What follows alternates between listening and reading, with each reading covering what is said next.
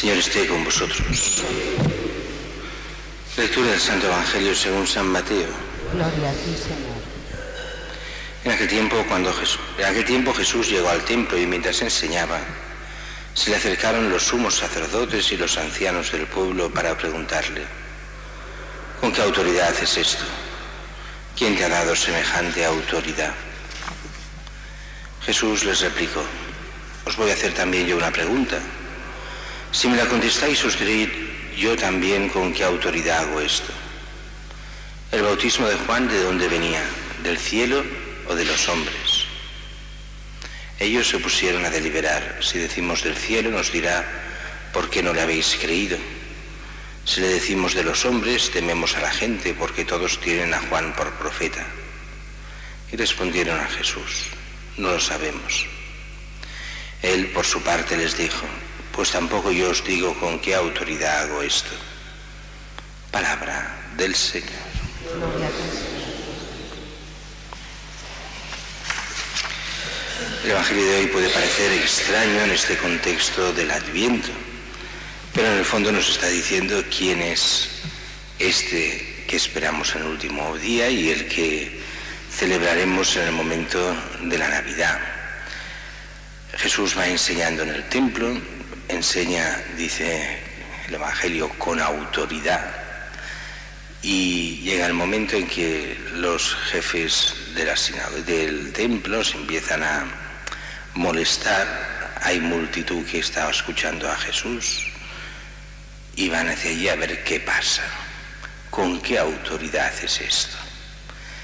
Aquí, del contexto y de todo el Evangelio, se podría decir con qué autoridad no solo enseña a Jesús, sino con qué autoridad hace milagros, con qué autoridad instituye apóstoles, con qué autoridad vive, se mueve, hace.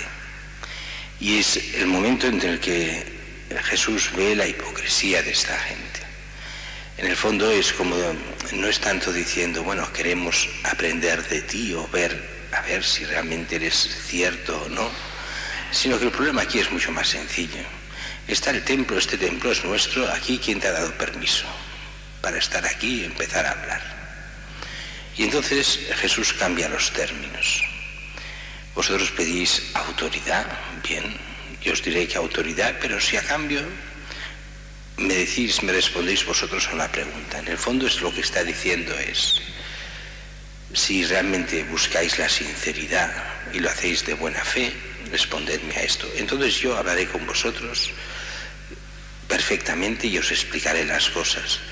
Pero si no vais de buena fe, entonces no vale la pena hablar con vosotros. Esto es una de las cosas que pasa muchas veces en el apostolado que hacemos. Hay gente con la cual no vale la pena hablar.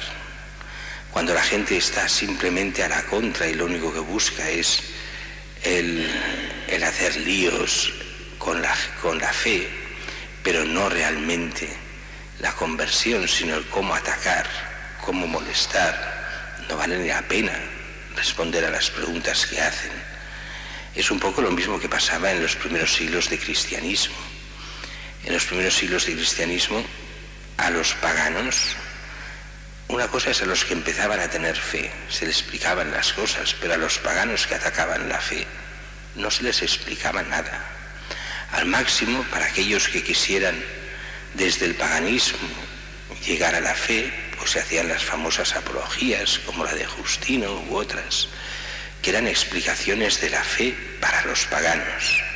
Pero aquello de empezar a enzarzarse en discusiones con aquellos que no quieren creer, no vale la pena. Otra cosa es con aquellos que de alguna forma estén abiertos, se pueda hablar. Con aquellos que, al menos sí, incluso con los no creyentes, a veces decirles algo, pero discutir en plan de sabiondos de unos contra otros no vale la pena. Muchas veces eso es contraproducente y acaba normalmente mal, porque de la fe no se convence. De la fe es cada uno el que ha de llegar. Uno puede ser testigo de la fe, pero si el otro no quiere para nada la fe, no sirve para nada. Es por esto que Jesús es tan duro con aquellos que no quieren creer, pero después pierde el tiempo con sus apóstoles, con Nicodemo, con todos estos personajes que quieren creer aunque les cuesta. Entonces sí, estáis dispuestos a la fe, vale la pena hablar, vale la pena discutir, vale la pena enseñar. Pero estos fariseos y estos maestros de la ley pasan. Entonces Jesús les hace la pregunta: bien, ¿de quién era? ¿De dónde venía el bautismo de Juan? ¿Venía de Dios o no? Claro, aquí la pregunta es tan directa que se dan enseguida cuenta los maestros de la ley y los fariseos y los saduceos, los sacerdotes del templo, que aquello es peligroso responder. Porque si dicen que no viene de Dios, el pueblo se les tira encima. Y ahí hay mucha gente del pueblo convencida de que aquello viene de Dios. Si dicen que viene de Dios, el pueblo les dirá: ¿y por qué no habéis hecho caso? ¿Y por qué no os hicisteis bautizar? ¿Y por qué no habéis hecho penitencia? ¿Y por qué no habéis buscado al Mesías? Y entonces Jesús hubiera dicho: aquí tenéis el Mesías, pero si no queréis creer. Es un poco lo mismo que pasará de cara a esta Navidad. Esta Navidad se plantea, como todas las Navidades, desde varios puntos de vista: el de los creyentes y el de los no creyentes. El de los creyentes, que es aquel punto de vista en el que recibimos y esperamos a nuestro Señor y hacemos fiesta por Él, por el nacimiento, por la encarnación de Dios. Y el de los no creyentes, que entonces se han de inventar lo que sea para justificar la Navidad. Ayer mismo en un artículo en un diario salía el Belén que se habían hecho en casa unos, y era la actual. El Belén eran 3 figuras, y en vez de José, María y el niño, eran la nueva novia del padre, el padre y la hija. Y eso era el gran Belén que ponían por Navidad.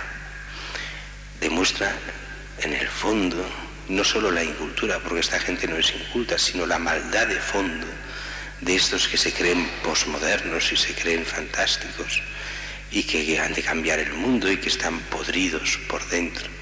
Y después viene todo el gran problema de aquellos que sin fe viven la Navidad. Y claro, ¿qué es lo que viven? Solo consumismo y tristeza.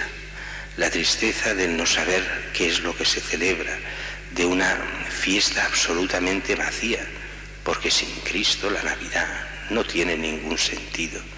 Y no sin el Cristo histórico, sino el Cristo auténtico de la fe. Sin Dios que se hace hombre, no hay esperanza. La esperanza está en Cristo. Él es toda nuestra esperanza, no solo para la vida aquí en la tierra, sino después para la vida más allá. Sin esta esperanza la Navidad pierde sentido, como la Pascua pierde sentido, como toda la vida cristiana no tiene sentido. ¿Cómo celebrar fiestas del Señor sin fe? Y es lo que pasa en el mundo de hoy, por desgracia, en muchísima gente. Entonces ha de cambiar valores.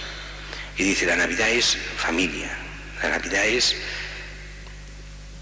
atención a los demás, la Navidad es, han de inventarse lo que sea, porque en el fondo la Navidad es solo una cosa: Dios que se hace hombre y viene en medio de nosotros y quiere que la acojamos con fe, con esperanza, y que con Él salga la caridad hacia todos los hombres.